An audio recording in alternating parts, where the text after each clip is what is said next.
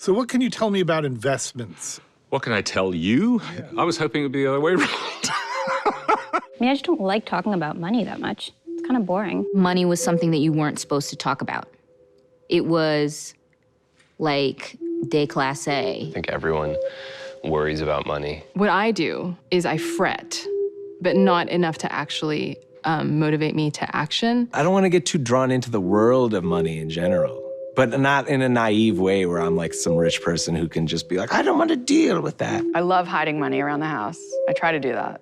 I don't really clip coupons or anything like that, but I could.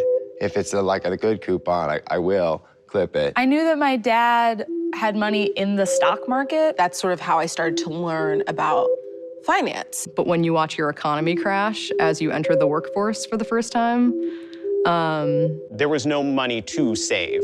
Every penny needs to be stretched as far as it can go. If I don't save, I won't have that much money when I grow up. It's extraordinarily complicated. I think that's one of the inherent problems with money.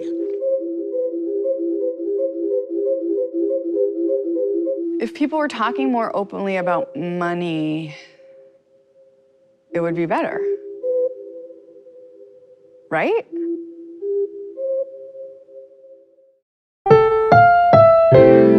Ang susunod na programa ay rated PG. Ito ay nangangailangan ng patnubay at gabay ng magulang para sa mga batang manonood.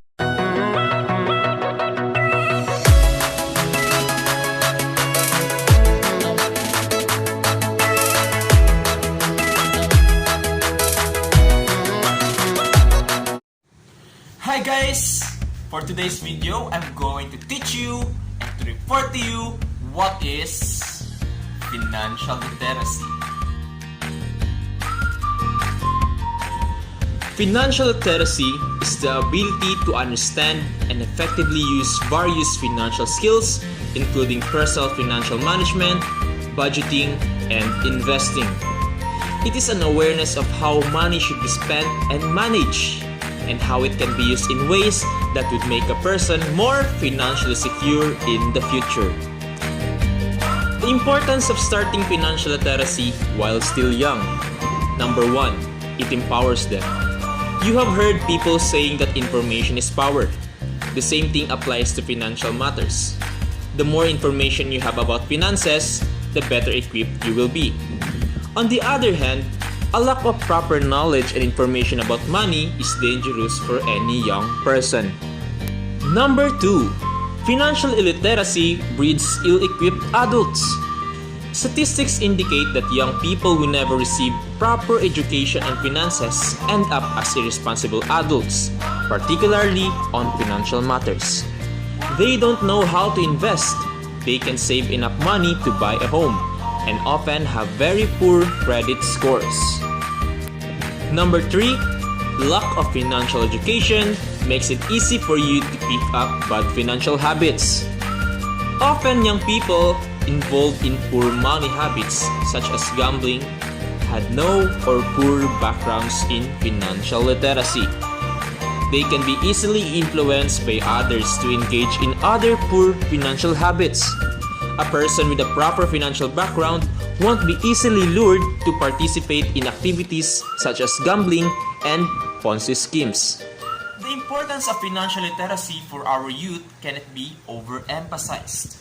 There's nothing as dangerous as financially illiterate youth. Someone who doesn't have an idea on how to manage their finances can easily fall into various financial traps unknowingly. Why do we go to school to learn about science, math, history, and other subjects? The answer is to empower us in those respective areas. Similarly, education about money should be given the same priority as other disciplines.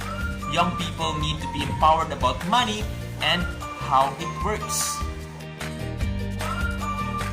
Financial plan. A document containing a person's current money situation and long-term monetary goals, as well as strategies to achieve those goals. A financial plan may be created independently or with the help of a certified financial planner. You may ask, how much is your salary? How much is the budget for food? electricity, water, and other expenses. Those are the basic examples of why you're going to make a financial plan. But before that, you must calculate your net worth. Net worth is equal to what you own minus what you owe. What you own is your asset, and what you owe is the liability. Example, assets, your house, 300,000 pesos. Car, 100,000 pesos. Savings account, 5,000 pesos. You have a total asset of 405,000 pesos. Liabilities, bank loans, 200,000 pesos. Car loan, 25,000 pesos. Electric bill, 2,000 pesos. Water bill, 500 pesos. You have a total liabilities of 227,500 pesos. Now we are going to subtract what you own, which is the 405,000 pesos, and what you owe, which is the 227,500 pesos, and your net worth would be is equal to 177,500 pesos. Number 2, determining cash flow. Cash flow is the net amount of cash and cash equivalent being transferred into and out of a business or in your household. Cash received represents inflows, while money spent represents outflows.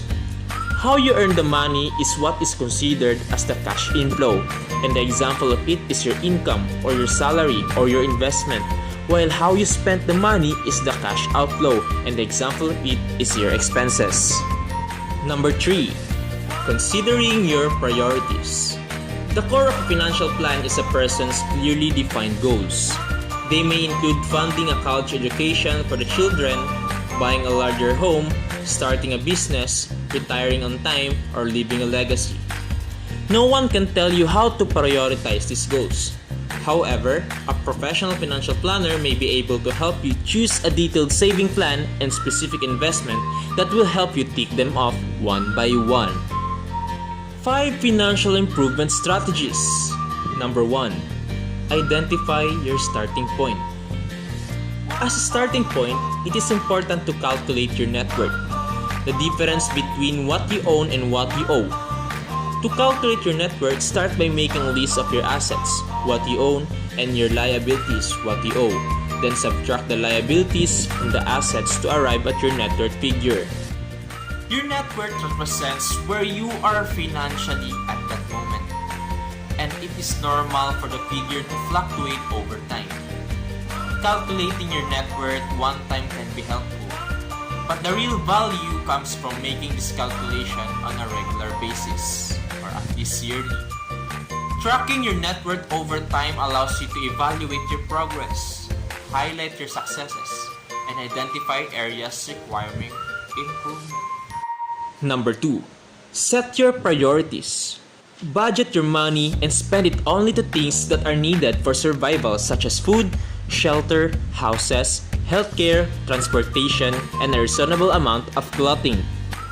Unless you have an unlimited amount of money, it's in your best interest to be mindful of the difference between needs and wants, so you can make better spending choices. Prioritizing your needs are important in order to save money than spending your money to those unnecessary things. Number 3. Document your spending. Your fixed expenses would include things such as your mortgage, card payments, student loans, and so forth. These expenses remain relatively constant month after month. Variable expenses, on the other hand, are those that either only pop up every few months or fluctuate in cost month to month. These may include property tax payments, entertainment, groceries, and so on. As you implement your budget into your daily routine, it is important to track your expenses throughout the week, month, semester, or length of time your budget is set for. As you document your spending habits, you will be able to see which categories you spend most on, where you can cut back, and how much money you should be saving. Number 4. Lay down your debt. If you want to enjoy a financially secure future, one of the keys is to free yourself of debt. Pay off your existing credit card balance as well as existing loans. It is easier said than done. but it's important that these things are taken care of as soon as possible. While you are employed and earning a good income, create a realistic debt repayment plan so you can establish a clear timeline for paying off debt. Try taking care of the higher interest debt first. If you earn a little higher on some months, increase the amount you pay for these debts to speed up your timeline.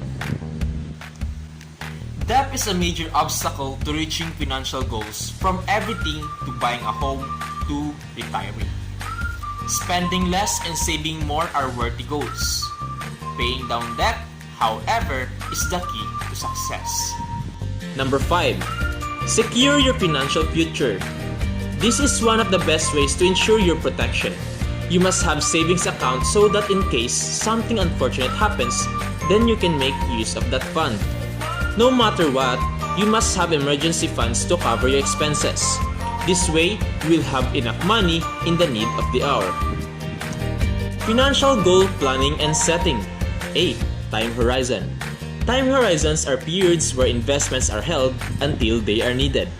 For example, saving for a down payment on a house for maybe 2 years would be considered a short-term time horizon, while saving for a college would be a medium-term time horizon, and investing for retirement a long-term time horizon. B. Risk tolerance. Risk tolerance is a degree of variability in investment returns that an investor is willing to withstand in their financial planning. Risk tolerance is an important component in investing. You should have a realistic understanding of your ability and willingness to stomach large swings in the value of your investments. If you take on too much risk, you might panic and sell at the wrong time. Risk tolerance is often associated with age, although that is not the only determining factor. However, in a general sense, people who are younger and have a longer time horizon are often able to and are encouraged to take on greater risk than people older with a shorter term time horizon. Greater risk tolerance is often synonymous with equities and equity funds and ETFs, while lower risk tolerance is often associated with bonds, bond funds, and ETFs. But age itself shouldn't determine a switch in asset classes. Those with a higher net worth and more disposable income can also typically afford to take greater risk with their investments. Letter C. Liquidity needs. Liquidity needs simply refer to how much readily accessible money you need to cover your regular expenses, upcoming purchases, and or emergency spending. Letter D. Investment goals. Everybody has investment goals in their life, from the old age of saving for a rainy day, planning a comfortable retirement. Managed funds offer a long-term investment strategy that can help you achieve specific goals. Your choice of fund should reflect the type of life event that you are planning for, as its investment style will determine the returns you can expect over differing time scales. The 3 most common types of investment goals are retirement planning or property purchase over the very long term, 15 years or more. Life events such as school fees over the medium term, 10 to 15 years. Rainy day or lifestyle funds to finance goals such as a dream sports car over the medium to shorter term, 5 to 10 years. Whatever your personal investment goal may be, it is important to consider the time horizon at the outset, as this will impact the type of investment you should consider to help you achieve your goals. It also makes sense to revisit your goals with a financial advisor at regular intervals to account for any changes to your personal circumstances. For example, the arrival of a new member to the family. Budget and budgeting. 7 steps to good budgeting. Step 1. Set realistic goals. Goals for your money will help you make smart spending choices. Ask yourself, what do I want my finances to look like in 1 year?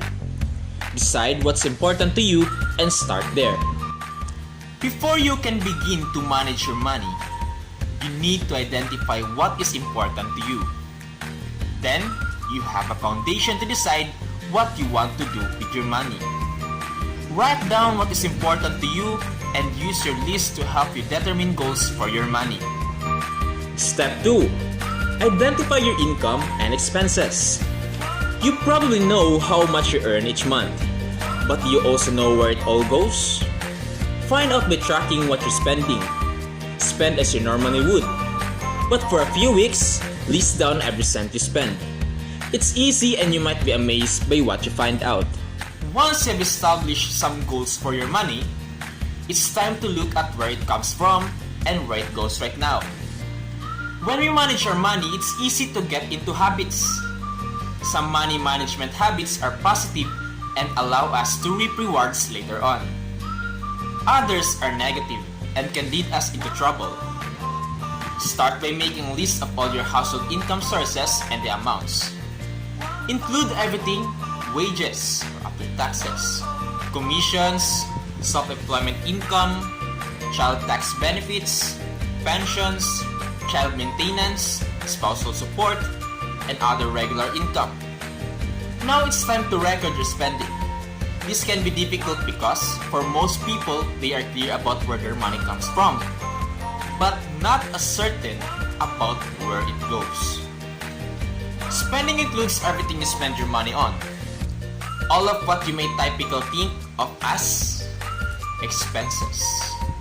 Utility bills, groceries, transportation costs. But saving for a rainy day debt, payments like insurance, premiums, and RRSP contributions are all expenses as well. Step 3.